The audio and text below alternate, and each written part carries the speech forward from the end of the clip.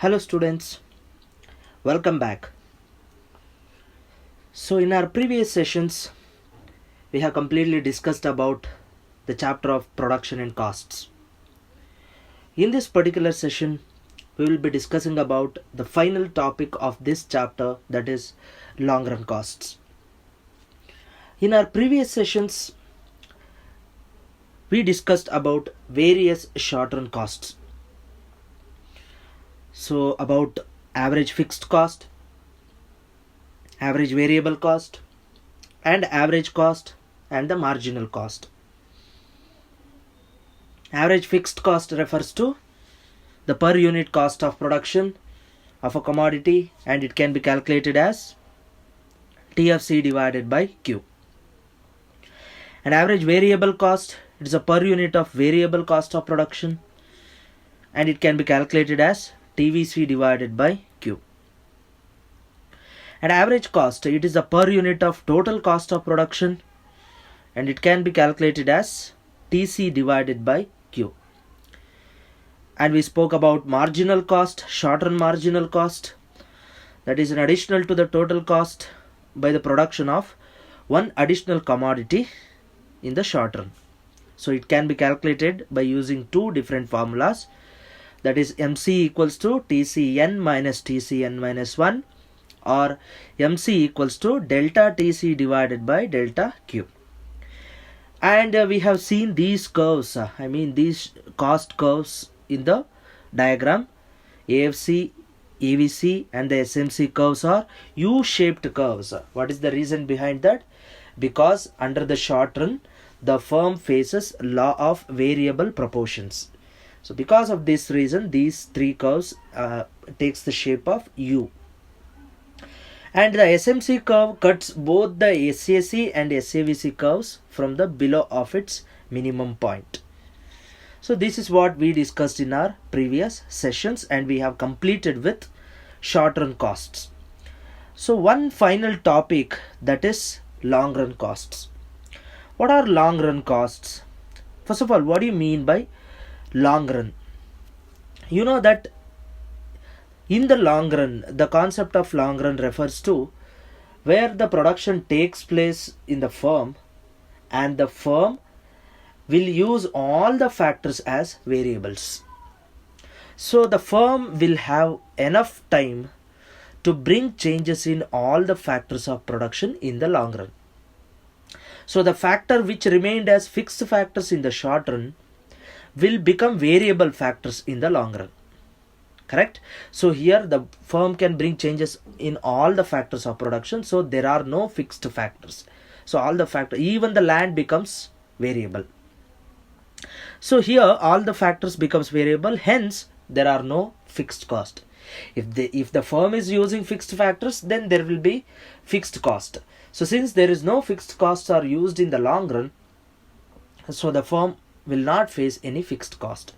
And all the factors becomes variables, so all the costs will be variable costs only. So here we need not to discuss many costs, just like short run costs. So what are the long run costs then looks like? See, since there are no fixed factors, and I'm telling you again and again, since there are no fixed factors, there is no fixed cost. TFC is eliminated. So since there is no TFC, automatically there is no AFC. Correct? If there is an existence of TFC, then only we can have AFC. So here there is no fixed factor, so there is no total fixed cost. So since there is no total fixed cost, automatically there is no average fixed cost. Got it? And therefore, since there is no total fixed cost, if you can remember how we calculated TC, TC is the combination of TFC plus TVC. Correct? TC is nothing but TFC plus TVC. Now I am telling that there is no TFC. Then what is the difference between TVC and TC? Nothing. So since there is no TFC, both TVC as well as TC, they both become same. That will be merged. So since as well as average variable cost and the average cost become same. See here, we need not to discuss about other things. We need not to discuss about other four costs here. TFC, AFC is gone. Since TFC and AFC is gone, TVC and TC both are same. Since total cost as well as total variable cost both are same, automatically average variable cost and the average cost become same. Okay. So together we will call it as average cost only. Average variable cost, average cost put together will cost only LAC, that is long run average cost. But the concept of marginal cost, it remains same. So which means that here we have only three types of cost, that is long run total cost, long run average cost and long run marginal cost. In this also we don't discuss long run total cost here. We will take only long run average cost since it is included. Okay, so then there are only two types of costs in the long run, that is one is long run average cost and one more is long run marginal cost. What is this long run average cost then? The meaning will be same whether it is a short run or in the long run. The meaning of each cost, it remains same. So what do you mean by long run average cost? So it refers to per unit of total cost of production. So in the long run, we have to add one line, that is in the long run. So it is a per unit total cost in the long run. How to calculate it? Very simple. TC divided by Q. Total cost anyway, it will be there whether it is a short run or long run. TC will be there. So by dividing TC with the respective quantity, we will get LAC, that is long run average cost. And one more is LMC, long run marginal cost. The meaning is same. It is an additional to the total cost for the production of one extra unit of that commodity in the long run. That's it. So how to calculate it? We can calculate by the two formulas. One is delta TC divided by delta Q, or one more is, which is that? Correct. That is MC equals to TCN minus TCN minus 1. Okay. So this is what the meaning of long run cost. Here we don't have any table to discuss. So directly we will move on to the shapes of the curve.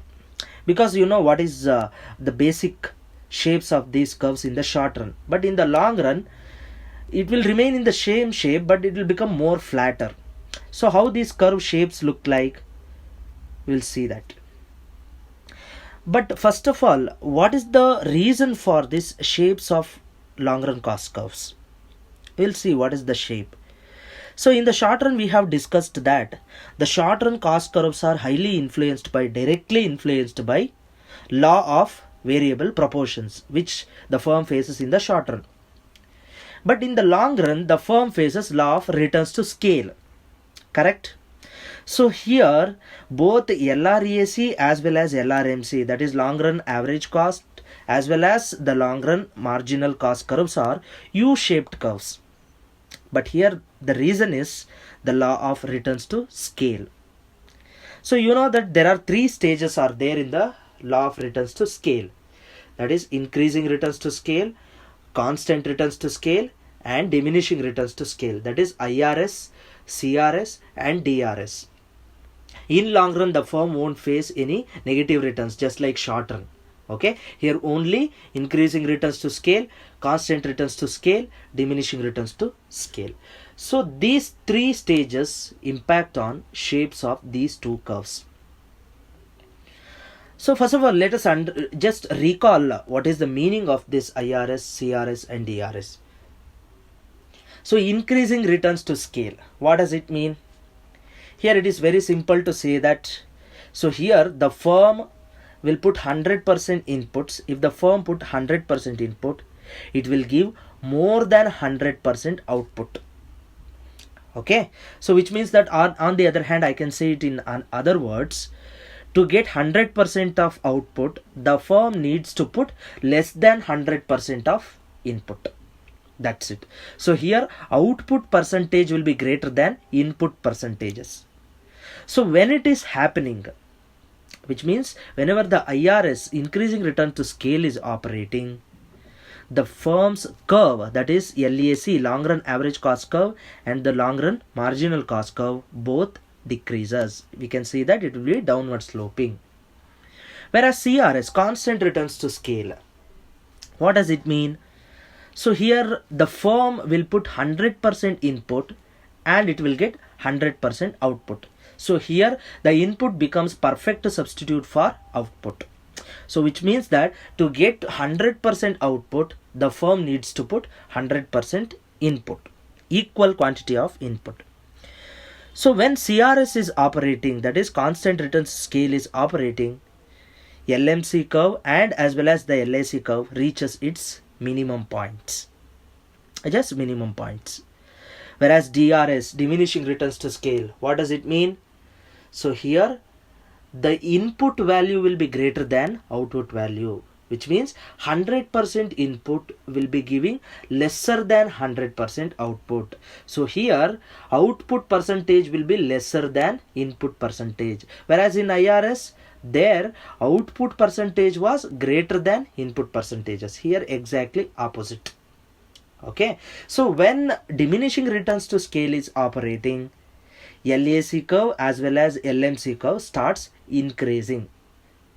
Understood? So now easily you can guess that what will be the shape of these two curves. So these two curve shapes will be U-shaped curve. Okay, so both LRAC as well as LRMC will be U-shaped curves. On the other hand, you can observe that in the diagram, the downward sloping part of both curves, that is LRMC decreases till the point of M, and LRMC is also decreasing but to the left of M, correct? So here both LRMC and LRAC is decreasing. At the point of decreasing of these curves, increasing return to scale is said to be operating.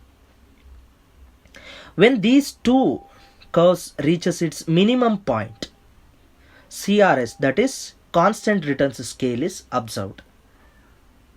Okay, so when these two curves are upward sloping, and the LRMC curve and the LRAC curves are upward sloping, so we say that it is diminishing returns to scale is operating.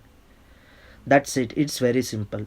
But what is the one difference we can make out between short run cost curves and the long run cost curves? That is, long run cost curves are a little bit flatter than short run cost curves. That's it. Okay. So this is what the reason for the long run cost curves shape, as well as how this law of return to scale in the long run impact on the shapes of these curves. Okay,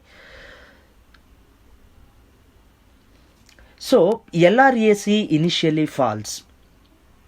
We have to know the relationship between LRAC and LRMC, just like what we did in short run. So here long run average cost, it initially falls. You can see in terms of diagram also, initially the average cost curve is downward sloping. It takes the shape of downwards.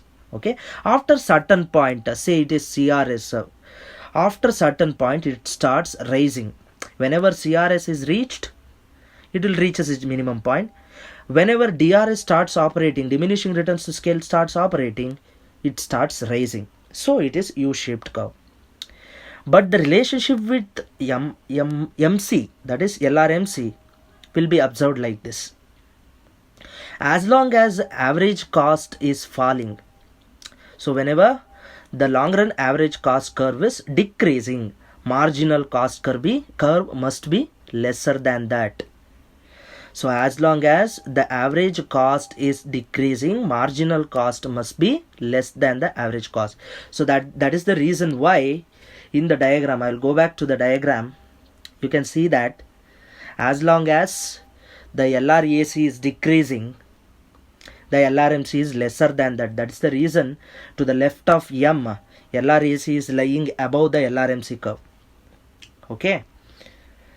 And on the other hand, when the average cost curve starts rising, marginal cost curve must be greater than the average cost.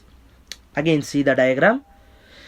To the right of that point M, so LRMC, LRAC both are increasing. So, but whenever the LRAC is increasing, LRMC must be greater than that. Because of that reason, LRMC is lying above LRAC. Correct? So, therefore, in the long run marginal cost curve cuts the long run average cost curve from the below of its minimum. Okay, in the short run also this was the reason, in the long run also this is the same thing happening. That's it. This is what about long run cost. It's a very simple topic, very small topic. So just remember what we discussed in this small session, that is, firm faces only variable costs in the long run. Just keep it in mind. In the short run, the firm faces both variable as well as fixed factors, but whereas in the long run, the firm faces only variable factors. So only variable costs in the long run. So the long run costs are LRAC and LRMC. Why it is only 2? I have told you. Okay. The long run costs curve U-shaped. Both the curves are U-shaped curves. What is the reason? It is because of the operation of law of returns to scale. Then the long run cost curves are more flatter than short run cost curves. It's a little bit difference. So answer these questions. What are long run costs?